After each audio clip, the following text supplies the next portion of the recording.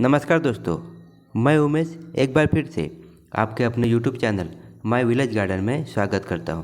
देखिए दोस्तों, आज हम सरसों की खली का लिक्विड फर्टिलाइज़र किस तरह बनाया जाता है और इसे किस तरह से यूज किया जाता है और कौन सी ऐसी प्रक्रिया है कि जिसकी वजह से इसकी जो पावर है वो 10 गुना बढ़ जाती है।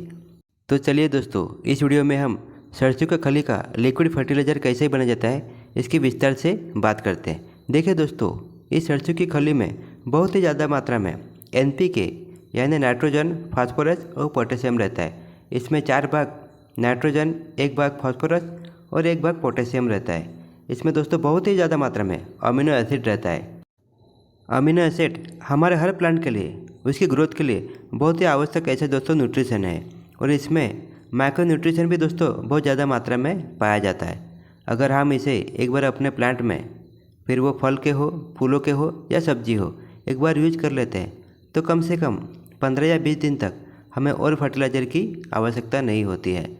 हम जो सरसों की खली का लिक्विड फर्टिलाइज़र बना रहे हैं उसका पावर हमें 10 गुना बढ़ाना है, तो इसमें हम NPK या फिर DAP भी डाल सकते हैं, पर दोनों दोस्तों एक साथ नहीं डालना है। दोनों का अगर लिक्विड बनाना है तो दोनों अलग अलग बनाइए, क्योंकि अगर ये साथ में मिलाते हैं तो इसका साइड इफ़ेक्ट हमारे पौधों पर नज़र आ सकता है। देखिए दोस्तों, ये मैंने ऑनलाइन मंगाया था। अगर आप इसे बाय करना चाहते हैं तो आपके आस पड़ोस में अगर नर्सरी होगी तो वहाँ पे दोस्तों बहुत आसानी से और बहुत सस्ते में मिल जाती है। देखिए दोस्तों, इसमें अलग अलग कलर में मिल जाता है। ये मेरे पास वाइट है, इसमें दोस्तों ब्लू और पिंक कलर में भी होता है। तो देखिए दोस्तों, अभी हम प्रक्रिया की शुरुआत करते हैं। तो सबसे पहले तो हमें दोस्तों मिट्टी का जो मटका रहता है वो हमें लेना है। ये देख सकते हैं मेरे पास ये छोटा वाला मटका है, आप बड़ा भी ले सकते हैं। वो फिलहाल तो दोस्तों मुझे 1 लीटर का ही घोल बनाना है, इसके लिए मैं छोटा वाला ले रहा हूँ। देखिए दोस्तों, एक बात का हमेशा ध्यान रखना कि सरसों का खली का जो आप फर्टिलाइज़र बना रहे हैं उसके कोई भी जो धातु का बर्तन रहता है, यानी स्टील का रहेगा, पीतल का या तांबे का, इसका दोस्तों यूज मत करना। इसको एक तो प्लास्टिक का, नहीं तो फिर मिट्टी का। अगर आपके पास मिट्टी का नहीं है तो फिर प्लास्टिक भी चल सकता है। 1 लीटर पानी डालेंगे और इसके बाद ज़्यादा नहीं दोस्तों, सिर्फ 100 ग्राम हमें सरसों की खली लेनी है। अगर आपके पास पाउडर बेस में है या फिर केक बेस में दोस्तों 1 दिन ज़्यादा लग सकता है, क्योंकि वो पानी में घुलने के लिए थोड़ा टाइम जाता है। और पाउडर बेस में 3 दिन में दोस्तों ये लिक्विड फर्टिलाइज़र रेडी हो जाता है। देखिए दोस्तों, इस तरह से पूरा हमने 100 ग्राम इसमें डाल दिया है।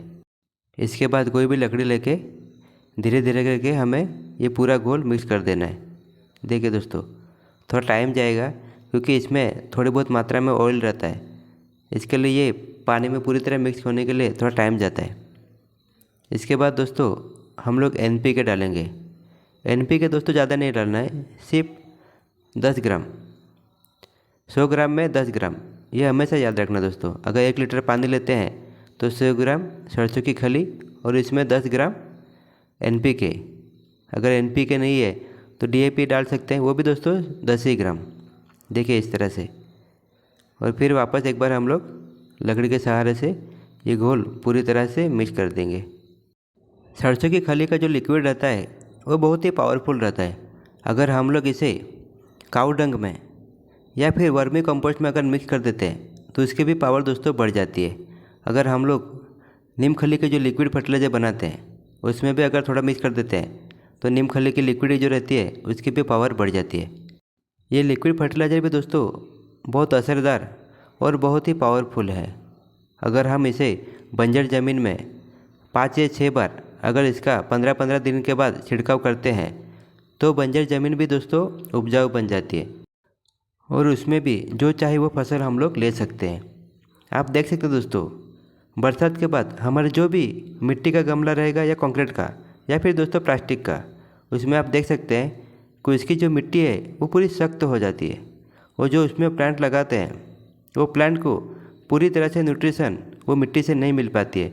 अगर हम 15-15 या 20 दिन के बाद इस लिक्विड फर्टिलाइज़र का छिड़काव करते हैं या फिर हमारे प्लांट में डालते हैं तो दोस्तों जो हमारी मिट्टी जो सख्त हो गई है वो पूरी तरह भुरभुरित बन जाती है और जो न्यूट्रिशन है वो न्यूट्रिशन अच्छी तरह से हमारे जो भी उसमें प्लांट है वो प्लांट को मिलना चालू हो जाता है और हमारे प्लांट का ग्रोथ भी बढ़ जाती है।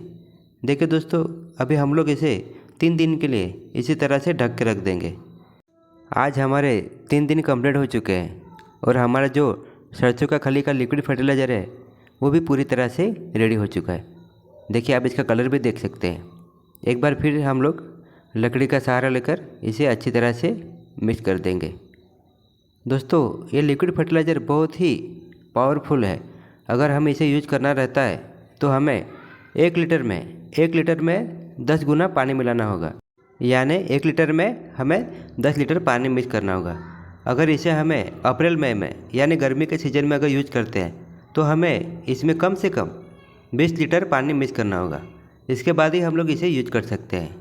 देखिए दोस्तों, यह हमारा लिक्विड फर्टिलाइज़र पूरी तरह से रेडी हो चुका है। अगर आप चाहते हैं तो छाननी से इसे छान सकते हैं, नहीं तो फिर डायरेक्ट भी आप इसमें पानी मिलाकर यूज कर सकते हैं। मैं दोस्तों थोड़ा छान लेता हूँ, और जो इसका वेस्टेज जो बच जाता है उसे भी आप अपने गमले में जो प्लांट लगा उसके लिए यूज कर सकते हैं। ये भी दोस्तों वेस्टेज नहीं जाता है। इस तरह से हमारा लिक्विड फर्टिलाइज़र पूरी तरह से रेडी हो चुका है। अगर आप इसमें DAP मिलाकर अगर सरसों का खली का लिक्विड फर्टिलाइज़र बनाते हैं तो उसको दोस्तों उसका उपयोग जो छोटे वाले प्लांट रहते हैं तो 3-4 इंच के जो छोटे छोटे प्लांट रहते हैं उसमें आप यूज कर सकते हैं, और जिसमें फल या फिर फूल लगे हैं उसके लिए दोस्तों आपको NPK उसका ही यूज करना होगा।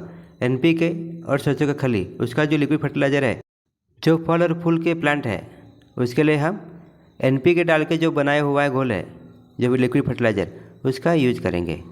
देखिए, अभी मैं आपको दिखाता हूँ कि किस तरह से इसे हर गमले में यूज करना है। अगर हम इसमें 1 लीटर लेते हैं तो हमें 10 लीटर इसमें पानी मिक्स करना होगा। तो अभी तो फ़िलहाल दोस्तों मुझे थोड़ा कम ही यूज करना है, तो मैं 1 लीटर पानी लूँगा। आप देख सकते हैं ये मैंने 1 लीटर पानी लिया हूँ, और इसमें ज़्यादा नहीं दोस्तों 100 ml हमें इसमें अपना जो लिक्विड फर्टिलाइज़र है सरसों का वो हम मिक्स करेंगे। ये देखिए, ये मेरे पास छोटा वाला ये लीटर है, आप देख सकते हैं। ये मैंने 100 ml लिया हूँ और इसमें मैं अच्छी तरह से इसको मिला दूँगा।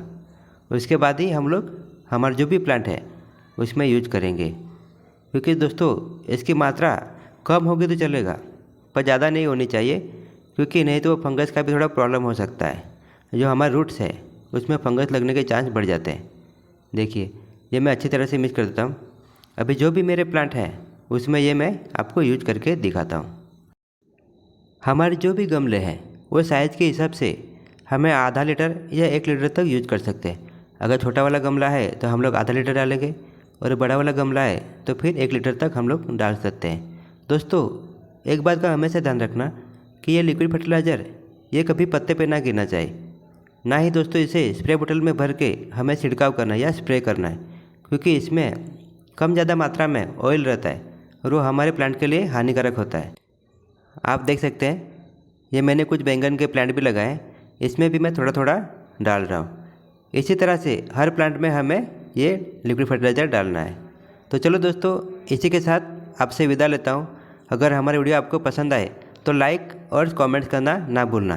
तो चलो मिलते हैं नेक्स्ट वीडियो में, तब तक के लिए दोस्तों धन्यवाद।